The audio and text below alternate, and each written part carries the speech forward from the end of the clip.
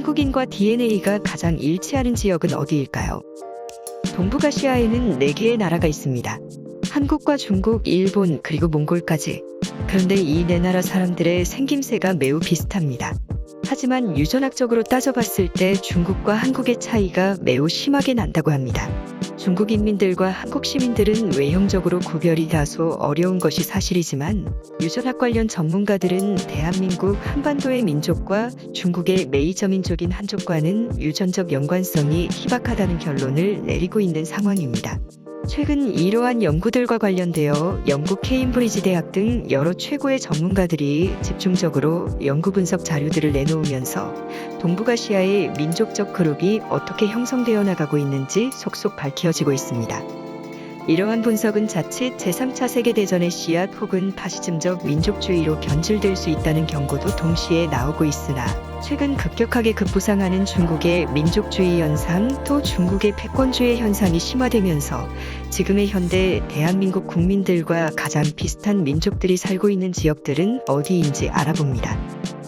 국토전략TV 클럽에 회원이 되어주세요. 5위 미국령 티니안섬 인구 3,000명 주민의 약 40%가 한국계 혈통으로 돼 있습니다. 과거 2차 세계대전 태평양 전쟁 때 한국인 징용자들의 후예들입니다. 티니언섬은 과거 남양군도 태평양 북마리아나 제도에 위치한 섬으로서 미국령에 소속된 지역입니다. 역사에는 스페인이 태평양의 식민지를 개척하기 시작한 1695년부터 등장하게 되면서 1899년에는 독일이 티니언섬을 450만 달러에 매입했습니다.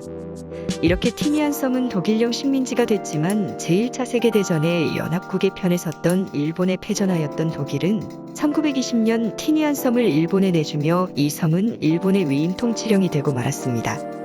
이렇게 일본령이 된 티니안섬은 주로 일본에 공급할 설탕 농업이 이루어지게 되었고 당시 대만에 이은 아시아의 2번째로 설탕 생산량이 많은 섬이 되기도 했습니다. 1944년 7월 제2차 세계대전에서 일본에게 승리한 미군이 이 섬에 도착하자 약 2,400명의 조선인들이 있었는데 결국 이 조선인들 중 일부가 이 섬에서 자손을 퍼뜨려 현재 3,000명의 주민 중 40%가량이 한국계 후손들로 대를 이어져 내려오고 있습니다. 티니언섬 인근에 위치한 괌도의 경우 2013년 조사에 의하면 한국계 교민이 무려 5,016명이나 거주하여 미크로네시아, 즉 남양군도 부근에 위치한 지역의 한인들에 대한 별도의 백과사전 카테고리가 있을 정도로 태평양 일대에는 한국인들의 DNA가 여전히 고루 퍼져 있는 상황입니다. 4위, 규슈지방 인구 1275만 명 규슈지방과 전라남도 지방에는 세계적으로 희귀한 혈액형인 CIS-AB형이 발견됩니다. 해안가로 마주한 두 지역 규슈 북부 지방 그리고 전라남도 지방에만 나타나는데 과거 고대 시기의 영향으로 해석됩니다. 특히 2003년부터는 일본 연구진에 의해 현대 일본인의 선조로 여겨지고 있는 일본의 야유이인들의 DNA와 현대 한국인의 DNA가 일치한다는 일본 도토리대 의학부 이노우에 다카오 교수팀에 의해 조사가 이루어지면서 현대 일본인의 조상이 바로 한국인이라는 연구 결과가 거의 확실시되고 있습니다. 이에 총균세의 저자 제레드 다이아몬드 UCLA 지리학과 교수는 근대에는 일본인들이 한반도에 들어갔지만 고대에는 한국인들이 일본인들을 지배했었다고 언급을 하며 근대와 고대의 양국의 관계를 해설해 눈길을 끄는 바 있습니다.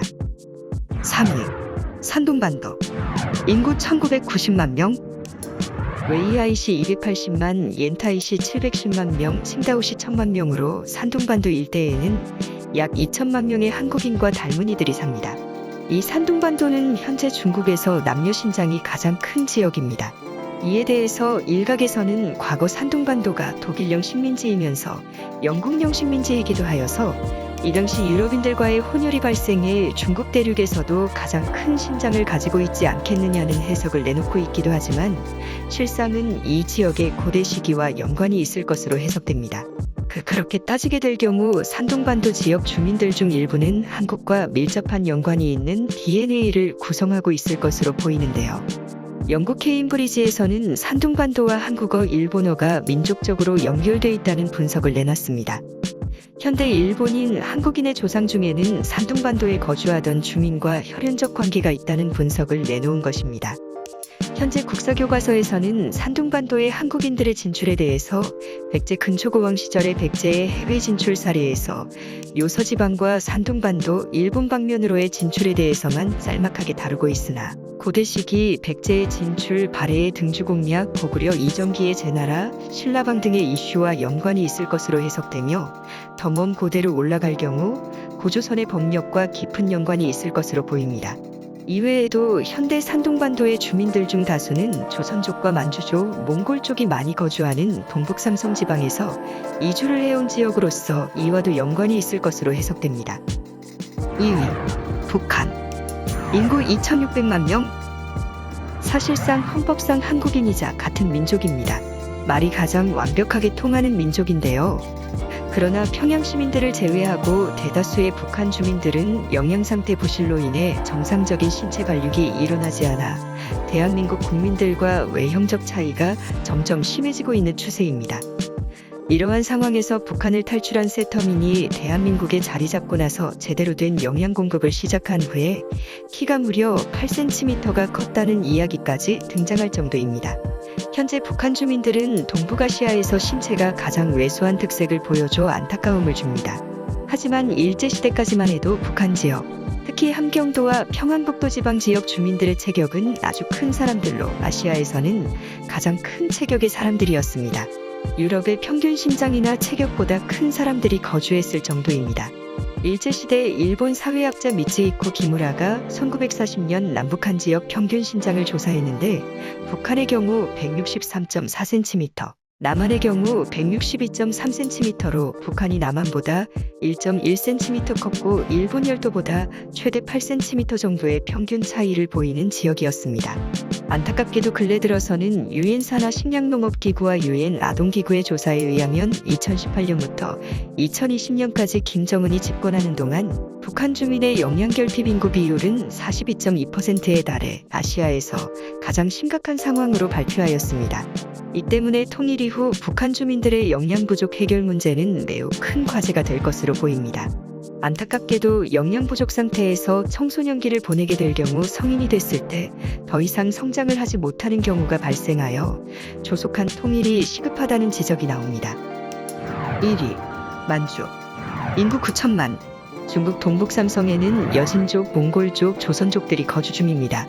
이 지역은 퉁고스계 한민족의 발상지이자 고조선, 고구려 등 한국계 왕국들의 예경토였으며 인종적으로 한국인과 가장 유사합니다. 특히 만주 지방의 소수민족들은 현재 소득 수준이 가장 높은 사람들이 거주 중입니다. 독일 IGA 노동경제연구소 측 연구보고에 의하면 현재 동북삼성의 소수민족을 이루고 있는 만주족, 몽골족, 한국계 조선족 세계 집단이 중국 내 소수민족 중에서 가장 소득 수준이 높은 것으로 나타났을 정도로 경제력과 교육 수준이 높게 나타나 중국 한족보다 가장 잘 사는 민족들로 분류가 이루어지고 있는 상황입니다. 현재 약 1억 명의 인구 중에 70% 정도는 한족으로 분류되고 있습니다. 약 3천만 명 정도가 만주족과 조선족, 몽골족, 퉁고스계 민족들로 구성이 이루어진 것으로 나타나고 있습니다. 원래 만주에서 한족들의 인구는 많지 않았는데요.